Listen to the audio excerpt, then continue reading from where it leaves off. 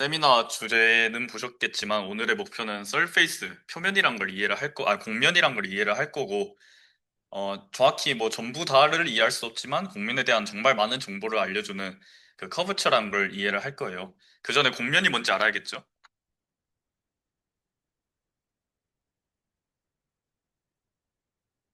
서페이스란 뭐냐? 뭐, 공면 제가 한글말로 했듯이 좀 굽어 있는 그런 면을 한글말로는 뜻해요. 예를 들면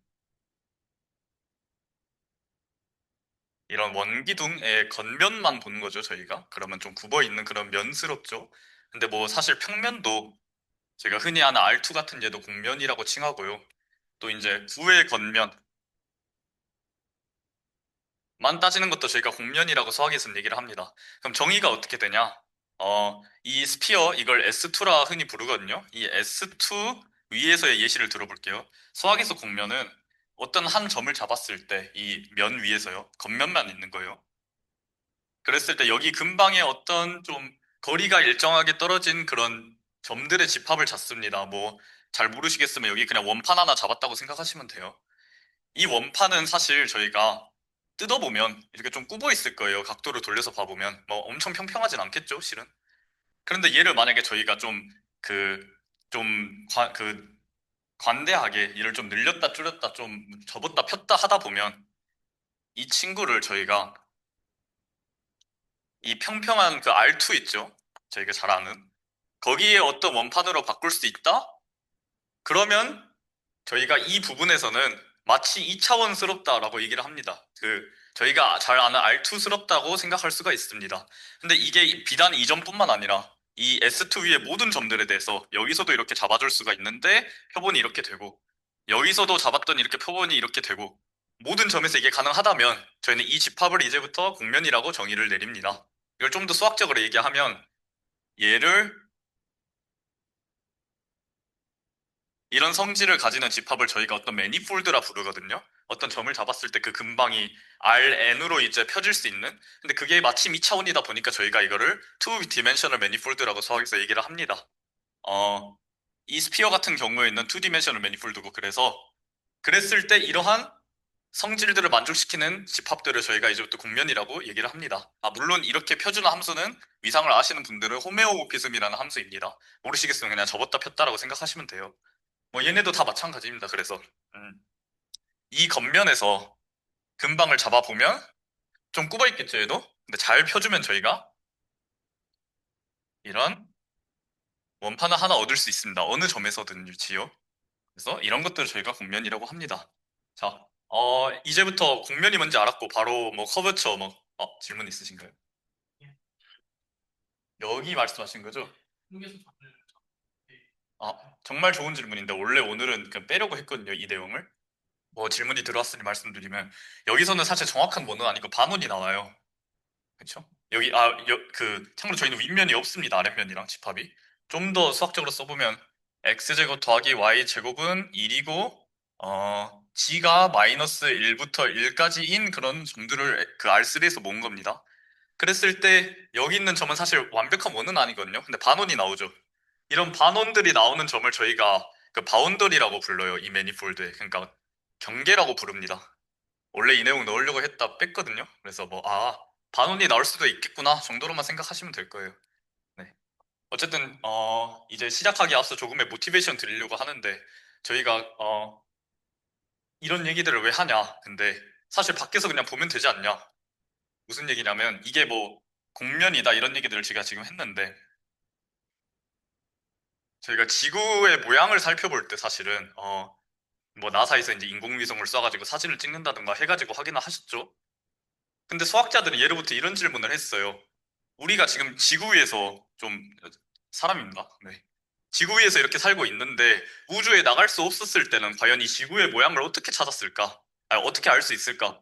그래서 뭐 이제 그 그 이름을 까먹었는데 이제 배 타고 콜럼버스가 한 바퀴 앞으로만 갔다 돌아오니까 지구는 마치 둥그렇다라고 생각을 했었죠, 옛날 사람들. 근데 제가 만약에 이런 도넛 모양을 갖고 오고 이게 지구라고 가정을 했을 때 여기 만약 콜럼버스 씨가 이렇게 한 바퀴 갔다 오면 실제로 한 바퀴를 돌았을 거예요. 네. 그러니까 앞으로만 갔는데 돌아온다는 정보만으로는 저희가 사실은 이런 구처럼 생겼다라는 얘기를 못 하는 겁니다. 좀 잘못된 예측이었죠. 아, 결론은 맞았지만요. 미분 기하학은 어떤 학문이냐면요. 저희가 이 인공위성처럼 밖에서 볼 수 없을지언정 이 표면 위에 살고 있지만 얼마나 굽었는지 아니면 뭐 부피가 어느 정도인지 이런 것들을 이 위에서만 할 수 있는 학문이거든요. 다시 말해서 저희가 그 지구 밖을 굳이 나가지 않아도 지구가 어떻게 생겼는지 얼마나 부피를 가지는지 이런 얘기들을 할 수 있는 매우 좋은 학문이다 라고 어필을 하는 겁니다 지금. 네. 또 다른 얘기로 해서 막 우주의 모양 이런 유튜브를 저도 많이 봤었거든요 어렸을 때. 근데 생각해보니까 우주의 모양이라고 하면 우리가 우주 밖에 나가서 우주를 보면 뭐 잘 보이겠죠? 근데 우주의 밖이란 게 사실 뭐 있을지 없을지 그런 좀 애매모호한 개념이잖아요. 우주가 모든 것을 뭐 지칭하는 사람들도 있고 잘 모르잖아요, 저희가 우주에 대해서. 그래서 그럼에도 불구하고 우주 속에 있는 데가 우주의 모양을 알 수 있지 않을까 이런 수학적인 방법들을 통해서 그런 느낌의 학문이다라고 이해하시면 편할 것 같아요. 네, 어쨌든 모티베이션을 이렇게 드렸고요. 이제부터 정리를 쭉쭉 써 내려가도록 하겠습니다. 미리 스포부터 하면요. 결국 저희가 목표하는 것은 이런 어떤 공면을 갖고 왔을 때 얼마나 굽어 있냐로 확인하는 거죠. 결론부터 스포해드리면 이 한 점을 잡고 여기를 지나는 무수히 많은 선들이 있을 거예요. 그 곡선들이 있을 거거든요. 예를 들면 이런 선, 이런 선, 이런 이 점을 지나는 무수히 많은 선들을 갖고 왔을 때 저희가 어떤 양을 측정해 줄 거거든요. 얼마나 굽어 있는지를 측정을 해줄 거고 이런 모든 선들을 다 고려했을 때 최대값과 최소값이 나올 거거든요. 어떤 값이. 그것들을 곱한 게 이 점에서 이 면이 얼마나 휘어 있는지에 대한 정보를 알려주는 게 오늘 세미나의 목표입니다. 자, 이걸 스포한 이유가 뭐냐면 이제부터 곡선이 얼마나 휘어 있는지 이걸 지금 다룰 예정이에요. 다시 말하자면 이거를 먼저 다루고 그 다음에 이걸 그대로 면에 갖고 와서 얘기를 할 예정입니다. 그래서 저는 지금부터 곡선에 대한 이야기를 시작할 거예요.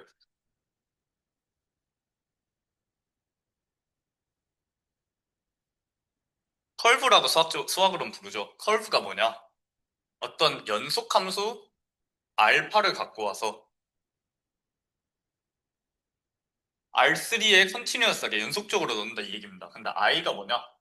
i가 0부터 1까지 닫힌 구간을 얘기합니다.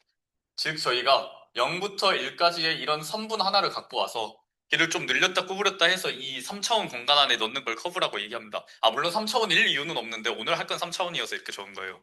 어쨌든 이걸 커브라고 하고요. 좀 더 수식적으로 를 나타내면 이렇게 알파티라 쓴 다음에 얘를 뭐 R3 안에 있으니까 세 가지 좌표가 있겠죠? 그걸 각각의 t에 대한 함수인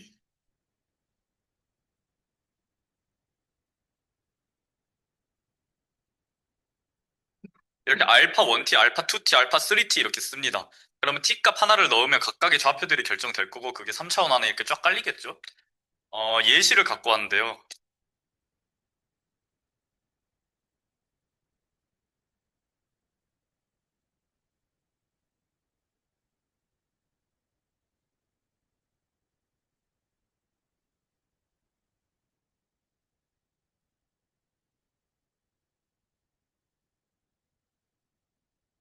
이렇게 a가 양수이고 b가 0이 아닌 이런 a 코사인 t, a 사인 t, bt를 갖고 오면 얘는 어떻게 움직이냐면요.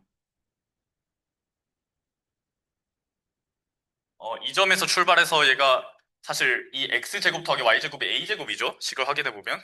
근데 bt는 계속 올라가고 있죠. 그래서 이 커브가 이런 식으로 원기둥을 타고 계속 올라갑니다. 넝쿨 마냥 계속 올라가는 곡선이라 생각하시면 돼요. 네, 그렇게 되고요. 이제 또 커브에 대한 얘기를 계속 할 건데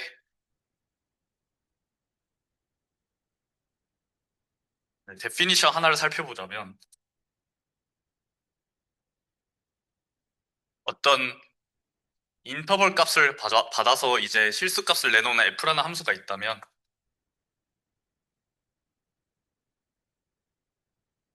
저희 알파t가 원래 알파 1t, 알파 2t, 알파 3t였죠, 좌표가. 근데 그 각각의 좌표에 ft를 곱한 그런 곡선이다라고 생각하시면 되겠습니다. 즉,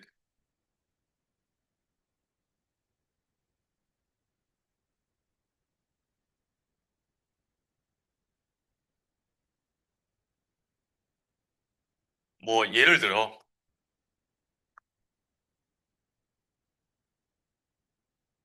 2를 어떤 알파t에 곱하면 각각의 좌표가 2가 이렇게 붙어가지고 뭐 두 배씩 뻥튀기 된다라 생각하시면 돼요. 어려울 게 아닙니다.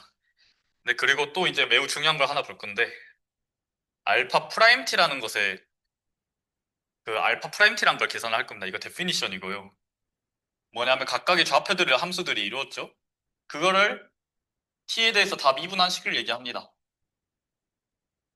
네, 예시 하나 보자면,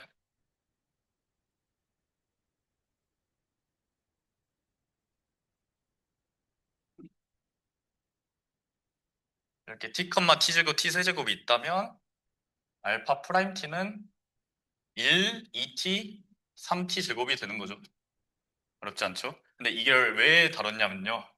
저희가 물리 시간이나 뭐 고등학교 때 아니면 수학 때 배운 게 미적분 때 배웠던 게 어떤 뭐 선 같은 게 있을 때 그걸 미분하면 딱 접선을 그렸을 때 그 방향으로 이게 나아가고 있다 이런 얘기를 하죠. 그 개념을 그대로 도입한 겁니다. 얘가 그려보면 뭐 이런 식으로 가거든요. 이 커브가. 그랬을 때 저희가 이 점에 대한 t0라 잡고 이 점을 미분했을 때 t0 값을 대입하면 딱 이런 벡터 하나가 나옵니다. 이게 뭐 속도라고 생각하시면 되겠습니다. 흔히 하는. 이걸 좀 더 엄밀하게 얘기를 하면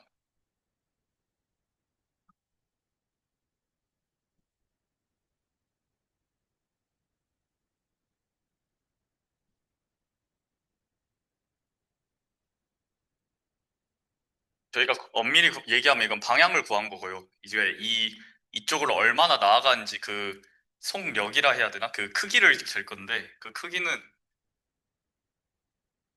저희가 아까 구한 알파 프라임 t의 크기를 그대로 구해주면 됩니다.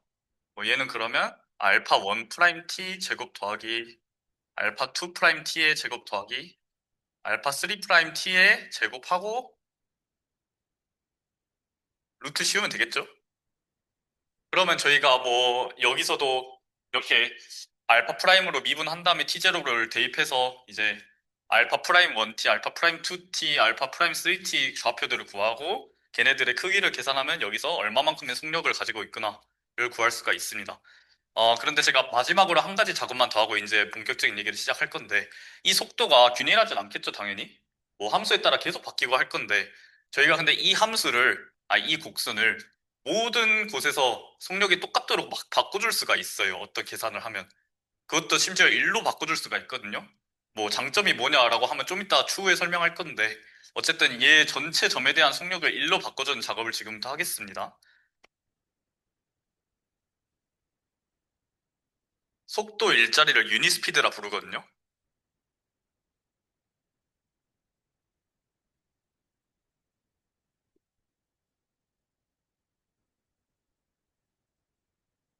예, 예시는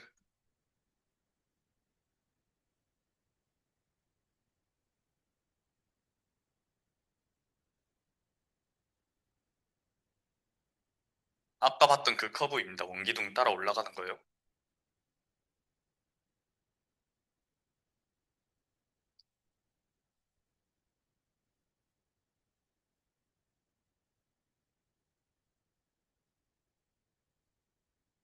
이 커브를 바꿀 거고요.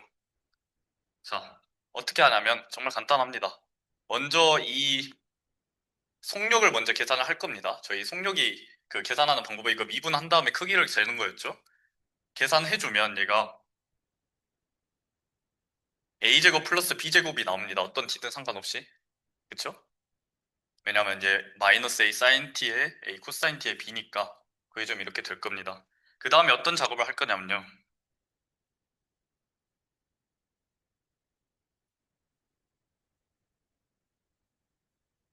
뭐 얘 잠시 변수를 바꿔서 지금 원래는 t가 붙어 있을 수도 있어요. 당연히 t에 대한 함수예요. 그랬을 때 그거 u에 대한 변수로 바꾸고 걔 크기 뭐 크기는 그대로 함수를 갖고 온 다음에 t에 대해 적분을 하면 이게 바로 죄송합니다. 네, 어쨌든 이걸 계산을 할 건데요. 어떤 거로 생각하시면 되냐면 이거 길이를 재주는 거예요. 얘 t가 0일 때부터 이렇게 시작했다고 하면 이게 0을 따라서 t까지 이렇게 쭉 갔을 때 여기서 멈춘다. 그럼 그 길이를 재준 거라 생각하시면 됩니다. 네. 아, 감사합니다. U입니다. 네. 그냥 변수 다르게 해서 적분한 거예요. 어쨌든 이걸 적분해주면 길이가 나올 거거든요. 저희가 뭘 할 거냐면, 일단 이 길이만 마저 재면 a제곱 더하기 b제곱에 이거 t 나옵니다. 그대로 대입해서. 그래서 어떻게 할 거냐? 어떤 새로운 커브를 만들 건데 얘를 각각 여기다 나눠줄 겁니다. 저희가 어떻게 할 거냐면 얘를 어떤 s라는 다른 변수로 만들 거예요. 왜 이 작업을 하냐면 이 t에다가 이 뭐 그럼 저희가 알 수 있는 게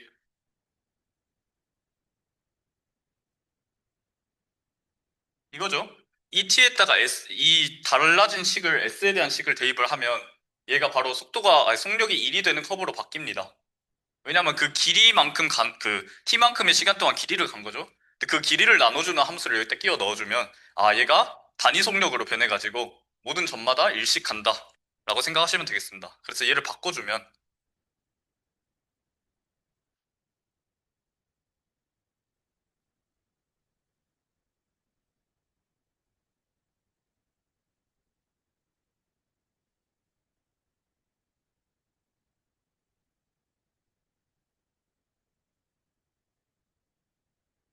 뭐 이런 새로운 곡선으로 바뀝니다. 근데 이 곡선은 다시 한번 말씀드리지만 원래 있던 알파티랑 사실은 변한 게 없어요, 얘는.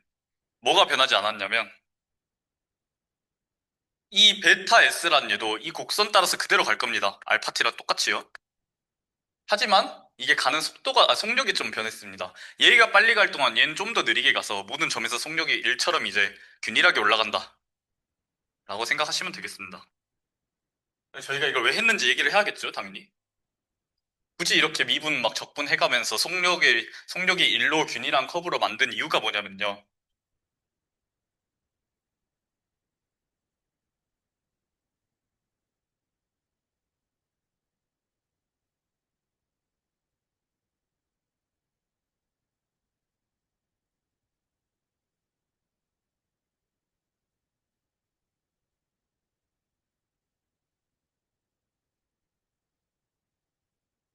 자, 오스큘레이팅 서클이라고 들어보셨나요, 혹시? 오스큘레이팅 서클이란 걸 갖고 올 건데 얘가 뭐냐면 이 곡선을 이렇게 타고 가는, 이 곡선이 이렇게 갈 때 어떤 한 점을 잡았을 때 이 한 점에서 가장 이 한 점에서 가장 이 어떤 반지름을 가지는 원스럽게 이동하는 그런 원을 갖고 올 수 있거든요. 그걸 갖다 붙이면 이 서클을 오스큘레이팅 서클이라 해요. 좀 이따 자세히 설명할 건데 어쨌든 제가 아까 속력을 1로 만들어줬죠. 이걸 한 이유가 뭐냐면요. 저희가 접선이 일단 베타 프라임 S죠, 지금? 아, 네. 아, 네. 어, 잘 말씀해 주셨어요. 사실 제가 그냥 넘어갔던 게 있는데, 아까 0부터 1까지 해서 R3로 넣는 걸 그 커브라 했죠? 사실은 그냥 클로스드 인터벌이면 됩니다. 원래는 상관없는데, 그래서 실제로 구간도 늘어나요. 근데 생각하기 쉬우라고 아니면 좀 보편적으로 0부터 1까지만 써서 그렇게 한 건데, 정말 좋은 지적이에요. 이게 원래 그 범위가 늘어납니다. 좀 노테이션, 정의 좀 어비스했다 생각하시면 돼요. 네. 어쨌든 돌아와서 미분했을 때 이 접선의 방향만큼 벡터가 나오겠죠? 속력을 1로 일정하게 만든 이유가 뭐냐면요. 한 번 더 미분하잖아요. 걔가 정확히 그러면 이렇게 수직 벡터로 딱 나오게 됩니다. 만약 이게 크기 속력이 1이 아니잖아요, 균일하게. 그럼 얘가 수직으로 안 나오고 다른 데로 튈 수가 있습니다.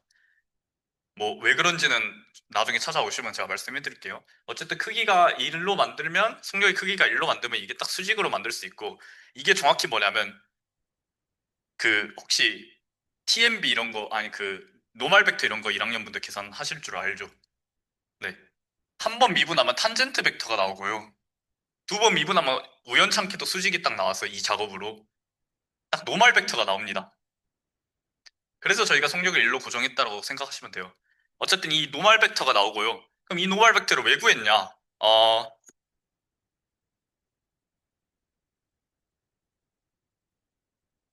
자, 한 번 미분했을 때 이렇게 됐어요. 한 번 더 미분하면 수직 방향으로 나온다 했죠? 걔의 크기가 근데 꼭 1일 필요는 없거든요. 걔를 1로 만들어주면 이제 노멀 벡터가 되고요.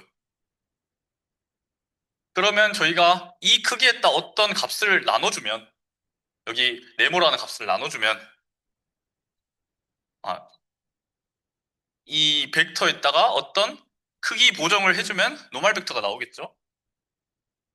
뭐 분모에 당연히 들어가게 될 거는 이 베타 프라임 프라임 S의 크기일 텐데 저희가 이때 이 크기를 이제부터 커버처라고 부릅니다. 네. 아마 그냥 막 계산하신 분들이 많으실 텐데, 이 배경이, 뒷배경이 이렇고요. 그래서 다시 한번 말씀드리면, 수직으로 나오는 벡터 두 번 미분한 수직으로 나올 텐데, 걔에 대한 크기를 저희가 이제부터 커버처라고 부릅니다. 즉, 이 곡선의 커버처는 얘입니다. 이제부터. 정의가 이렇습니다. 그럼 저희가 이 값 하나만 알아도 이 점에서 얼마만큼 휘어 있구나, 라는 걸 측정할 수가 있습니다. 뭐, 좀 더 자세하게 말씀드리면요. 이 오스큘레이팅 서클이라는 거 만들었죠? 얘는 이거 제가 좀 잘못 그려가지고 중심이 마치 NS처럼 보이는데 그런 건 상관이 없습니다. 이 반지름은 정확히 이 곡률의 1로 정의가 되고요. 이 곡률을 구한 다음에 그거의 역수를 취한 원을 이 점에 딱 끼워 넣으면 제가 오스큘레이팅 서클이 완성됩니다. 근데 그래서 오스큘레이팅 서클을 왜 하냐 우리가 이런 질문도 던질 수가 있죠. 뭐 잘 맞는 원인인 거 알겠는데 이게 무슨 성질을 가지고 있길래 하냐? 어떤 성질을 가지고 있냐면요. 이 원을 따라서 움직이는 저희가 커브를 그 감마티라고 하겠습니다. 좀 복잡한데 다시. 이 원 따라서 이렇게 이동하는 커브를 저희가 감마티라고 새로 잡고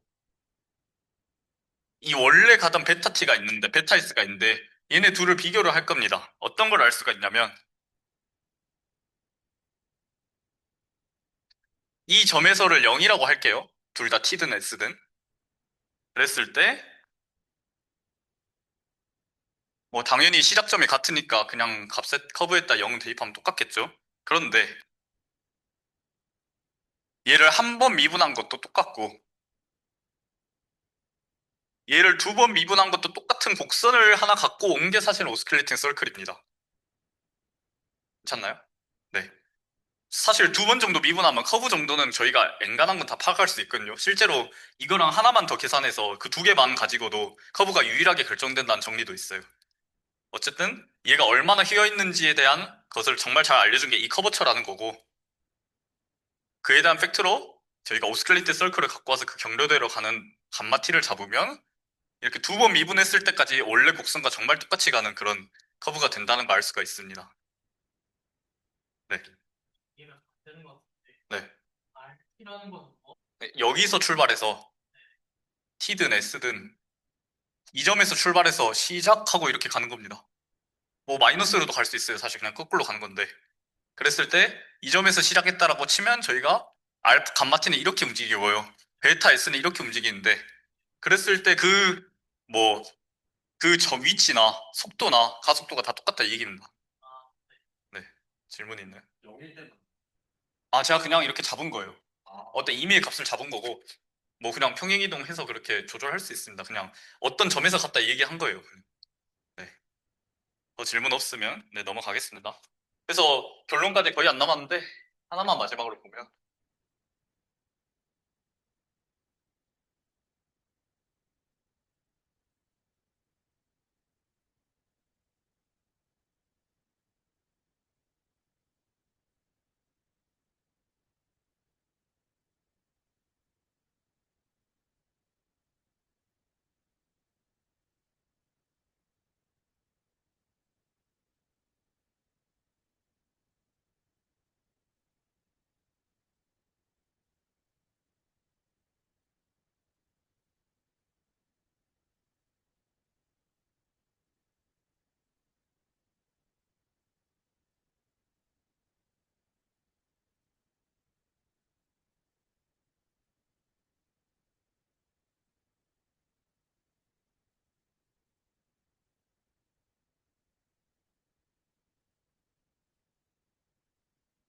예, 영어로 막 좀 길게 썼는데, 요약하자면, 커브 두 개가, 커브 두 개가 어떤 곡면에서 P라는 점을 두 개가, 하나는 이렇게, 하나는 이렇게 간다 해보죠. 이런 어떠한 커브 두 개를 갖고 왔는데 걔네의 특징이 뭐냐? 이 점에서의 속도, 그러니까 미분했을 때 값을 대입하면 둘 다 이렇게 똑같은 벡터를 가진다고 해봅시다. 그랬을 때 지금 하는 말이 뭐냐면 그러면 이 곡선 둘에 대하여 이 점의 오스큘레이팅 서클이 각각 있겠죠? 그게 둘이 똑같다 이 얘기를 하는 겁니다. 괜찮나요? 자, 그럼 좀만 네. 아, 말씀 되게 잘해주셨습니다. 사실 커브처는 양의 값이 맞고요. 왜냐면 절대값으로 구한 거니까. 근데 이게 그 0일 수도 있거든요. 좀 이따 얘기하려 했는데 평평한 직선이면 0입니다. 아예 안 휘었다 해가지고. 네. 아, 네, 이해됐어요. 사실 이것도 살짝 어뷰징을 한 건데, 네, 제가 정의를 다 안 하다 보니까 좀 퉁치고 넘어간 부분이 있거든요. 이게 말씀하신 게 오스클리트 서클이 위아래로 돼서 다르게 나올 수도 있지 않냐? 인데, 이거를 제가 이렇게 갖고 왔지만 원래 조건이 좀 더 있고, 이걸 좀 번역해보자면, 아니, 그러니까 좀 쉽게 의역해보자면, 오스클리트 서클의 반지름이 똑같다라 생각하시는 게 편하고요, 사실은. 제가 하고 싶었던 얘기는 그 반지름이 정확히 커버처의 역수였죠. 커버처는 항상 양수값을 가지거든요. 즉, 반지름이 똑같다 보니까 커브처 값도 똑같다. 이 얘기를 하고 싶었습니다. 네. 그래서 이거를 의역을 해보자면 어떤 점에서 어떤 점을 지나는 아무 곡선 두 개가 만약에 그 미분했을 때 값이 똑같으면 그러면 커브처가 똑같다라고 생각하시면 됩니다. 대답이 됐나요? 아, 네, 감사합니다. 그래서 네. 저희가 그러면 어떤 점을 지나는 두 곡선에 대해서 커버처가 언제 똑같냐에 대한 얘기를 했고요. 자, 이제 곡면의 커버처에 대해서 얘기할 때가 왔습니다. 처음에 했던 스포가 곡면 하나 갖고 와서 그 점을 지나는 아무 커브나 갖고 와서 저희가 뭐였지? 어떤 값을 측정한 다음에 최대값, 최소값을 곱한다라고 했었죠. 그걸 이제부터 할 건데요. 자, 사실 뭘 측정한 다음에 곱하는 거였냐면 커브들의 커버처를 구한 다음에 아까 계산한 그거를 곱할 겁니다. 자, 그런데 저희가 커버처는 오스큘레이팅 서클에 그 연관이 있고 역수고 정확히 반지름이 그 다음에 같은 탄젠트 벡터를 가지면 오스큘레이트 서클의 반지름이 똑같으니까 결국 같은 탄젠트 벡터를 가지는 곡선들은 싹 다 똑같은 커버처를 가진다라고 생각하기로 했었죠. 즉, 이 점을 지나는 이런 두 개의 곡선이 있다 했을 때 얘네들은 그냥 마치 하나로만 친 다음에 그 다음에 하나로만 친 다음에 커버처를 계산해도 된다 이 얘기를 하는 겁니다. 또 한 번 돌려 얘기하면요. 점을 지나는 어떤 곡선이 만약에 이런 어떤 탄젠트 벡터가 나왔다고, 접 벡터가 나왔다고 해보죠. 근데 뭐 다른 곡선은 이렇게 나올 수도 있죠? 뭐 이렇게 나올 수도 있고요. 저희가 다시 바꿔 얘기하면 이런 접 벡터들만 생각해도 된다. 이 얘기를 하는 겁니다. 이해되시나요? 네. 어쨌든 저희가 접 벡터들만 신경 쓰면 되고요. 즉, 이렇게 반지름 일자리 원을 갖고 왔을 때 여기를 원을 중심으로 하는 이런 원의 뭐라 부르죠, 이걸? 어쨌든 이런 원의 테두리로 가는 이 벡터들만 신경 쓰고 얘네들에 해당하는 커버처들만 곱해주면 된다 이 얘기를 하는 겁니다. 이해되시나요? 자, 그러면 예를 하나 들어보죠. 만약에 이런 거 하나를 했는데, 그러니까 이 벡터에 해당하는 오스큘레이팅 서클의 반지름이 예를 들면 3이 나왔다 해봅시다.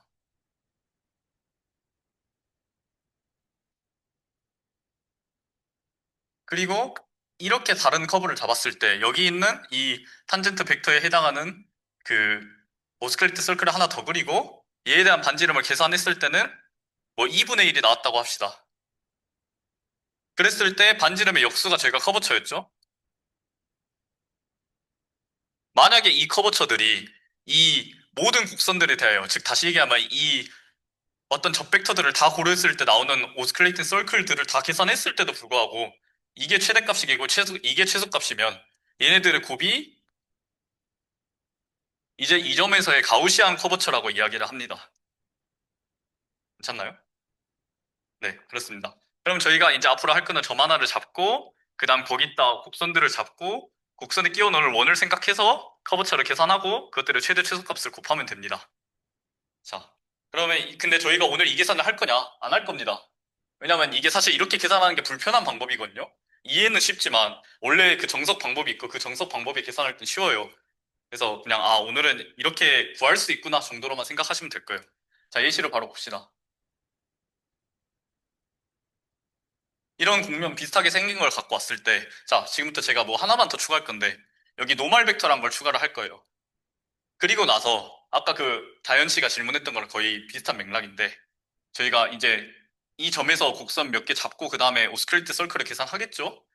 자, 이 노멀 벡터로부터 지금 얘가 오스큘레이트 서클을 그렸을 때 아래쪽에 있죠? 아래쪽에 있으면 커버처가 양수라고 합니다. 양수로 저희가 지금부터 얘기를 할 거예요. 자, 이렇게 있으면 어떻게 잡아도 아래에 다 깔리게 되거든요. 그래서 얘네들의 최대 최소값은 둘 다 양수여서 K1을 최대값이라 하고 K2를 최소값이라 할게요, 앞으로. 둘 다 양수값이어서 둘을 곱했을 때는 0보다 크게 됩니다. 즉, 이 점에서는 가우시안 곡률이 양수다 라고 생각하시면 돼요. 자, 두 번째는 새들 포인트라고 혹시 들어보셨나요? 자, 지금도 그릴 건데.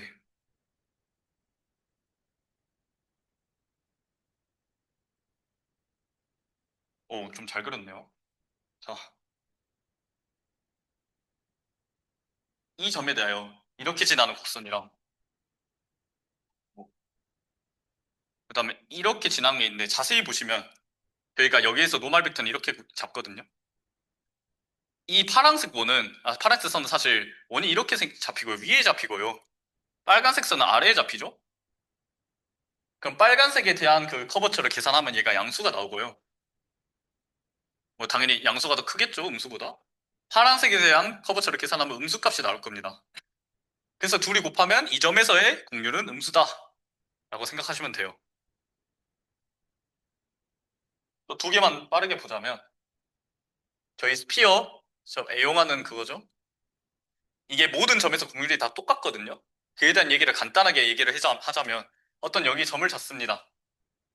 그랬을 때 얘에 대한 그 탄젠트 벡터들을 저희가 접 벡터들을 고려하기로 했죠. 막 이렇게 여러 가지 접 벡터들이 있을 텐데 아마 여러분들께서 해보시면 이 접 벡터들을 뭐 만들도록 하는 곡선 아무렇게나 잡고 너무 그렸는데 이렇게 아무거나 잡고 원을 그려보잖아요. 오스클레이팅 서클. 그럼 정확히 그 원은 이 구의 중심을 이제 똑같은 중심으로 가지는 원이 나올 거예요. 즉, 대원이라고 하죠. 가장 크기가 크게 나올 수 있는 원들이 나올 거예요. 그 말은 즉슨 최대값과 최소값이 똑같겠죠. 왜냐하면 반지름의 역수가 저희 커버처럼 했고, 최대값과 최소값이 정확히 어떻게 나오냐면요. R분의 1이 나옵니다. 즉, 다시 말씀드리면 오스클레이팅 서클이 어떻게 곡선을 잡아도 반지름의 R이 나오기 때문에 이 구와 똑같은 그 반지름을 가지는 원이 나오고 그거의 역수가 커버처인데 다 똑같기 때문에 둘을 곱했을 때 R 제곱분의 1이 나오고요. 가우시안 커버처는. 그랬을 때 모든 점에서 다 똑같이 나옵니다. 마지막으로 원기둥이 있는데요. 여기 겉면에서 보면 이 점을 잡아볼게요. 그랬을 때 하나에서는 이렇게 갔다 이렇게 갈 겁니다. 노멀 벡터는 뭐 이렇게 있겠죠? 잘 보이신가요? 네. 이 바깥으로 가겠죠? 그랬을 때 여기 원을 끼워보면, 뭐 아래에 있으니까 저희가 양수라고 하기로 했죠? 실제로 최대값은 양수가 이렇게 나옵니다. 근데 저희가 이렇게 지나는 어떤 예를 잡아도 오스클레이팅 서클이 안에 있다는 걸 알 수 있거든요. 반대 방향으로 노멀 벡터에. 근데 만약에 저희가 곡선을 이렇게 잡으면 저희가 사실 아까 얘기를 안 하고 넘어갔던 그 부분인데 여기에 오스클레이팅 서클은 없거든요. 다시 뭐 좀만 관대하게 얘기를 하자면 오스클레이팅 서클이 무한대의 반지름을 가지고요. 끼워놓을 수 없으니까 엄청 크게 있다 생각하시면 되고요. 그랬을 때 무한대 역수하면 0이죠. 즉 하나도 안 휘어있는 직선이 나오고 얘에 대한 커버처는 0이 나옵니다. 그래서 최대값은 양수, 최소값은 0이어서 곱하면 0이 나와요. 괜찮으시죠? 자, 오늘의 놀라운 정리 제가 하나 얘기를 할 건데, 그거하고 마무리를 할 건데, 하기 전에 빠르게 하나만 더 봅시다. 자, 디너스란 걸 볼 건데요. 근데 이건 정말 중요한 얘기예요. 수학하다 보면, 아니면 평소에 수학 얘기를 듣다 보면 도넛에 뭐죠? 도넛과 머그자는 뭐 위상 동형이다. 아니면 뭐 티셔츠에는 구멍이 몇 개 있냐. 이런 얘기들을 한단 말이죠. 그 구멍에 대한 좀 정의가 여러 가지 있지만 좀 일반적인 정의인 시너스란 게 있어요. 거의 대부분 수학에서 구멍 얘기하면 이거입니다.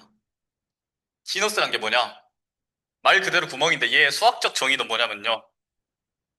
여기에 어떤 한 점을 잡고 곡면에서만 정의됩니다. 한 점을 잡고 한 바퀴 둘렀다가 다시 좀 잘 작아서 안 보이시는 분들도 계시겠지만 한 바퀴 갔다가 다시 돌아오는 즉 시작을 자기 점에서 또 끝을 자기 점에서 하는 그런 곡선을 하나 잡아요.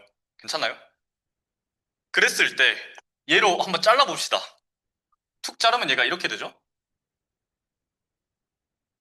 뭐 이렇게 되겠죠? 자, 여기서 제가 만약에 다른 곡선 하나 더 갖고 와서 그 곡선대로 또 잘라보면 이게 두 동각 나겠죠? 그림 안 그릴게요. 그랬을 때 이게 원래 연결되어 있을 텐데 연결성이 잘립니다. 커넥티드가 아니게 돼요. 자, 그럼 저희가 한 개까지는 커넥티드였다가 두 개부터 커넥티드가 안 되죠? 커넥티드가 되도록 하는 최소의 개수를 저희가 지너스라고 부릅니다. 아, 최대의 개수. 다시 말씀드리면 두 개부터 잘리기 때문에 그 전까지는 한 개까지는 아무렇게 잘라도 저희가 이게 커넥티드가 돼서 그런 그 숫자를 저희가 지너스라 부릅니다. 뭐 하나만 더 보면 구멍 이렇게 두 개 있다라고 했을 때 여기 이렇게 잘라도 여전히 연결되어 있죠? 여기 하나 더 잘라도 연결되어 있죠? 그런데 여기서부터 이제 이렇게 자르잖아요? 그때부터 끊깁니다. 이 파트랑 이 파트. 그러니까 여러분들께서 이제 의문이 드실 게, 제가 의문을 던져볼게요. 그래, 알아서 고민해보세요. 네. 첫 번째, 커버를 이렇게 잡았는데, 이렇게 잡아서 잘라도 안 끊기냐? 가 첫 질문이 있고요. 그러니까 어떻게든 커버를 잡아도, 얘랑 다른 걸 잡아도 얘가 계속 연결이 되냐? 뭐 웰 디파인 됐냐, 수학적으로? 를 따지셔야 될 것 같고요. 두 번째는 없네요. 이제, 어쨌든, 여긴 줄 알았는데 한 개네요. 자, 하나만 더 얘기하면, 참고로 이렇게 자르는 거는 서로 겹치게 하면 안 됩니다. 그러니까 첫 번째 커브를 잡으면, 두 번째 커브면 얘랑 만나지 않도록 잡아야 됩니다. 한번 집 가서 해보시고요. 자, 정말 놀라운 게 뭐냐면요. 저희 이렇게 그러니까 공면에서 곡률이 어떻게 되는지는 최대값, 최소값 곱해서 구했죠? 걔를 저희가 지금부터 K라고 해볼게요, 대문자. 자, 자, 놀라운 정리가 있는데요.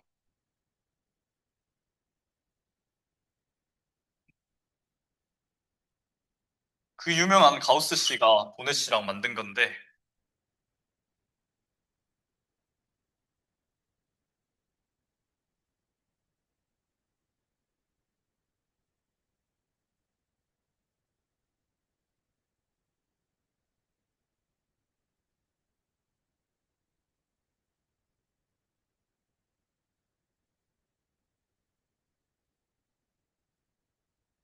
자, 위에 뭐라 뭐라 써져 있었죠? 한 번만 얘기할 건데 이해 안 되시면 넘어가셔도 돼요. 클로스드는 컴팩트면서 바운더리가 없는 거고요. 뭐 리마니안 매니폴드는 위에서 뭐 적분이든 미분이든 할 수 있는 그런 어떤 좋은 공간을 얘기합니다. 뭐 잘 모르겠으면 그냥 저희가 해왔던 거라 생각하시면 돼요. 그렇게 했을 때 K가 지금 가우시안 커버처고요. 아까 얘기했던 곡률이고요. 그거를 면 따라서 쭉 적분했을 때 어떤 값이 나오냐? 구멍 개수를 이렇게 넣었을 때 이거 구멍 개수입니다. G가. 지너스예요. 아까 얘기했던. 2에다가 그 구멍 개수 2배 곱한 걸 뺐을 때 나오는 게 정확히 이거 적분한 거랑 똑같다 이 얘기를 하는 겁니다. 매우 놀랍죠? 이게 안 와닿으실 수도 있는데 왜 놀랍냐면 미분기하기라고 이제 미분 그 곡면 위에서 미분 적분하는 곡률 구하는 그 수학적 개념이랑 이 G는 사실 위상수학에서 진짜 많이 나오거든요. 지너스는 구멍 개수가 그거랑 이렇게 엄청 밀접한 연관이 있다는 걸 보여주는 정리입니다. 자, 무슨 얘기냐면요. 이걸로 저희가 바로 어떤 이야기를 할 수 있냐면 어떤 구구 갖고 옵니다. 자, 얘 한 점에서 저희가 곡률 계산했죠. RG곱분의 1이라고. 근데 저희 이거 면적 따라서 적분하면 저희 뭐 9의 건널비 초5 때도 배웠죠. 그 4파이 R제곱이라고. 이 면적 따라 적분하면 모든 점에서 R제곱분의 1로 똑같다 보니까 곱하면 4파이가 나오거든요. 적분값이. 자, 근데 9는 또 생각해보면 저희가 아까 구한 이 지너스 구멍개수랑 똑같다는 걸 한번 해보면 실제로 어떤 곡선을 갖고 와서 잘라도 무조건 잘려요. 구멍개수가 0개겠죠, G가. 자, 여기다 0 대입하면 정확히 4파이가 나옵니다. 오, 신기하죠? 네. 자, 근데 또 할 수 있는 얘기가 뭐냐면 이 구를 저희가 이렇게 늘렸어요. 막, 뭐, 이렇게 만들었다 해봐요. 근데 구멍 개수는 여전히 없거든요? 이렇게 해도 곡률을 다 구한 다음에 적분해도 4파이가 나온다 이 얘기입니다. 정확히 똑같다 이 얘기예요. 매우 신기하죠?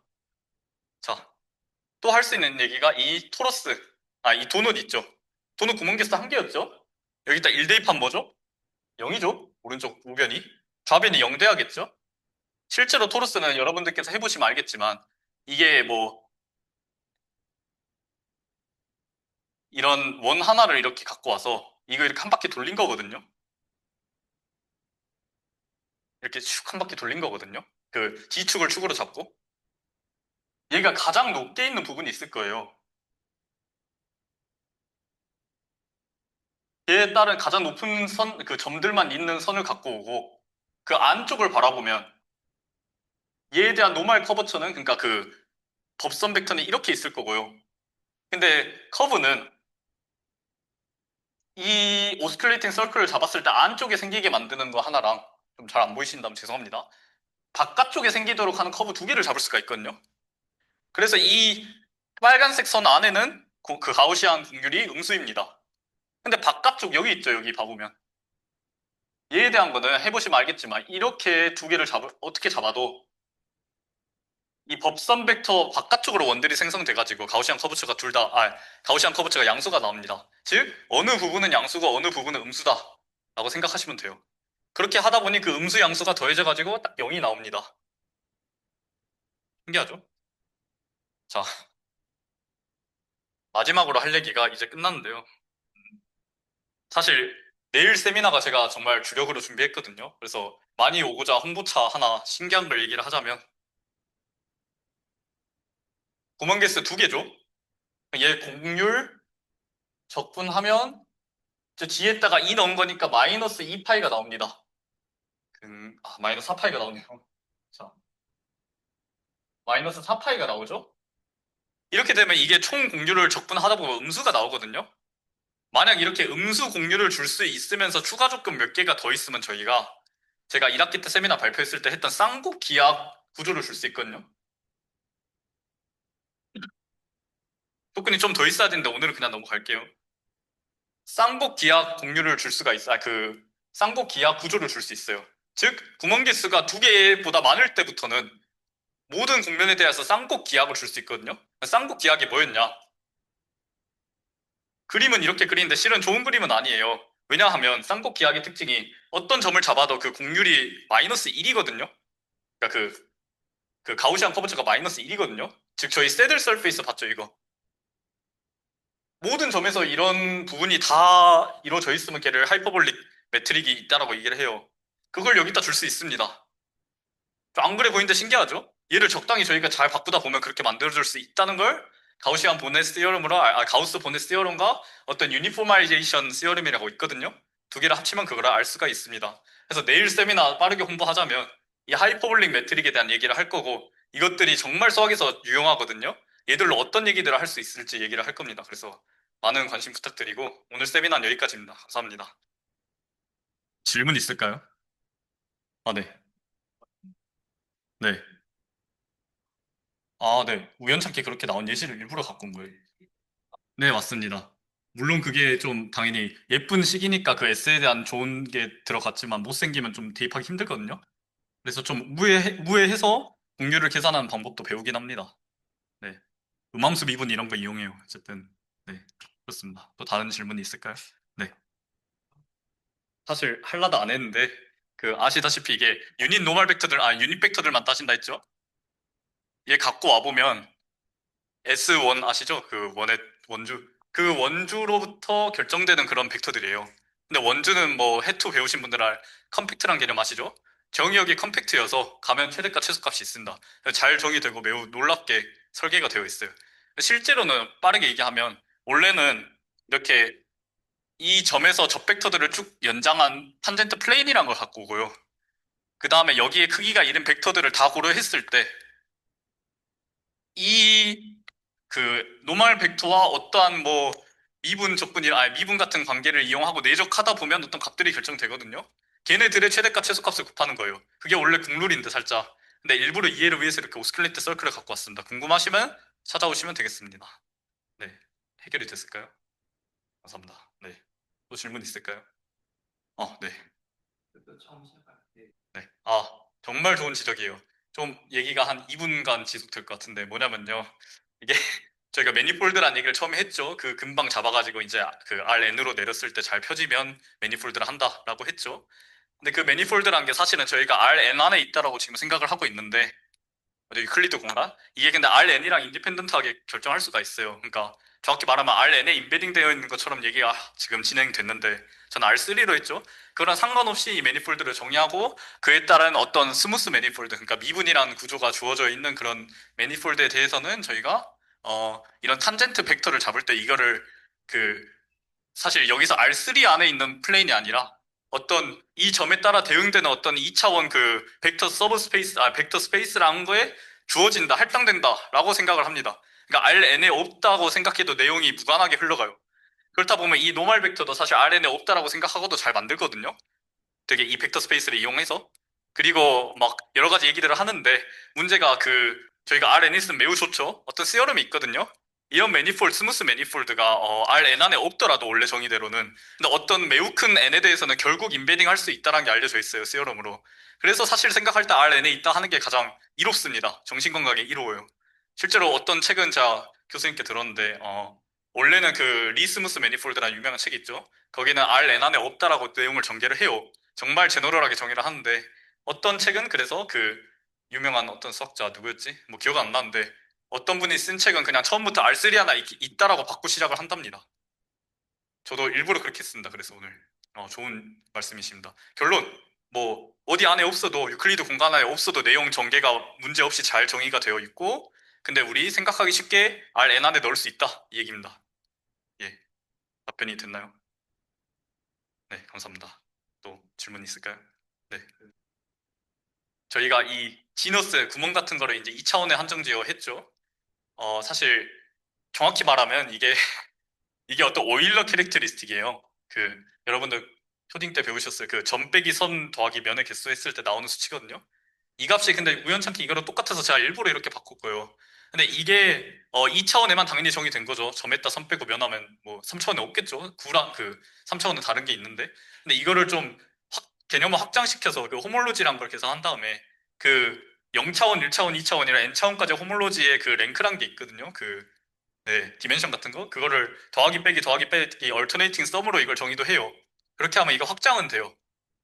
근데 확장했을 때 이 개념이 이런 정리가 또 완벽하게 있는지는 잘 모르겠어요. 확장할 수는 있습니다. 이런 얘기들을. 예, 답변이 됐을까요? 네, 또 있을까요?